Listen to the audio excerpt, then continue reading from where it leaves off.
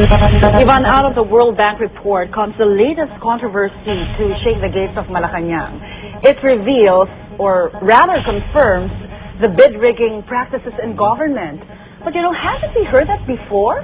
Yes, Rhea, indeed, this gives us all a sense of deja vu. But Rhea, what does the World Bank report really say about the alleged involvement of the president's husband? And how does the supposed bid rigging work? Our resident analyst, Professor Winnie Monsod, bears the contents of the controversial report.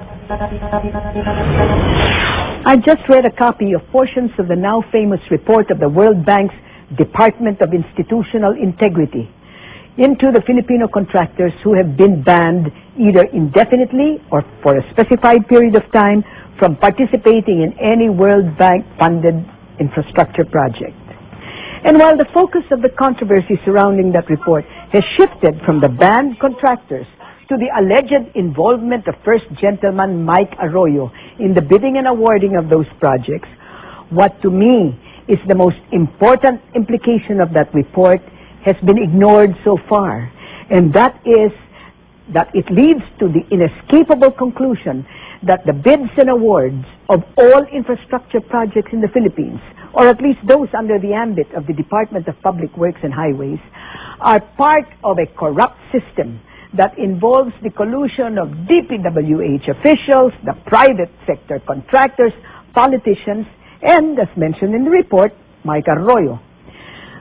As a background, that report was finished sometime in 2007 by the INT, which had undertaken a thorough investigation at the behest of the World Bank team in the Philippines after it observed certain irregularities between 2003 and 2006 in the bidding and awarding of a World Bank project. The results of that investigation are detailed in that confidential report, a copy of which was sent to the Department of Finance in November 2007, 14 months ago, and which was reportedly also sent to the Office of the Ombudsman for possible investigation and filing of criminal charges against whatever wrongdoers were found.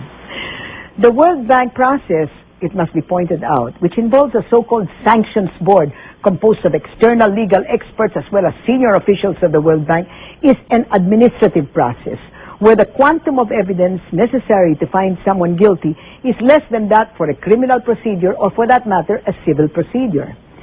Was Mike Arroyo mentioned in the portions of the report that I read? Yes, not only by a Japanese contractor but by other contractors as well. Although it must be said, none of these people ever actually saw him or dealt with him directly. In other words, there is really not one iota of direct evidence against Mr. Arroyo, except that he is named by everybody.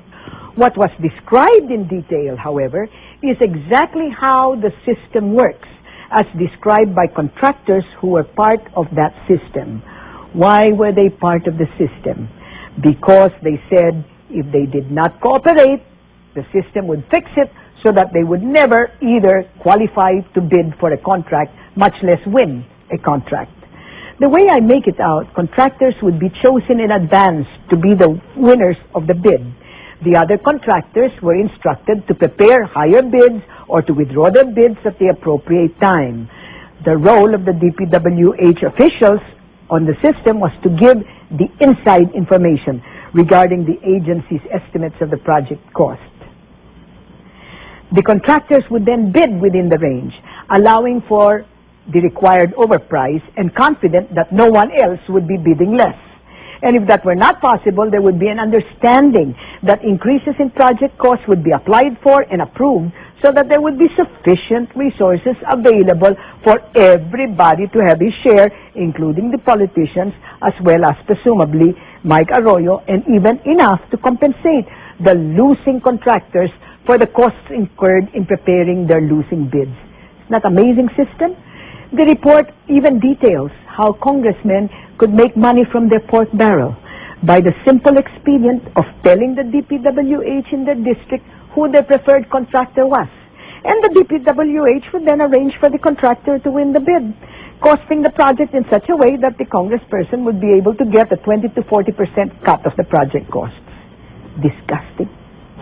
What convinced me as I read the report that the system really worked was one confidential source who told the INT investigator who the winning bidders would be in the 3 project components.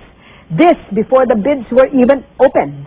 And sure enough, the winning bidders were as foretold by the confidential source who was a contractor. The cold-blooded, cynical way in which this rape of the government treasury and of the Filipino people takes place with the collusion of the executive and the legislature cannot be allowed to continue. Just look at what the Congressional Committee under Roger Mercado, who used to be a contractor, did. After 2 hearings, the judgment was that the contractors banned by the World Bank had no fault. Whereas the Secretary of Public Works and Highways also came to the same conclusion. How convenient for them, and how tragic for us. Just remember, no issue is either too big or too small to affect you. Be informed, ask questions, and together, let's find the answers. Email us. I'm Winnie Monsod, on cue.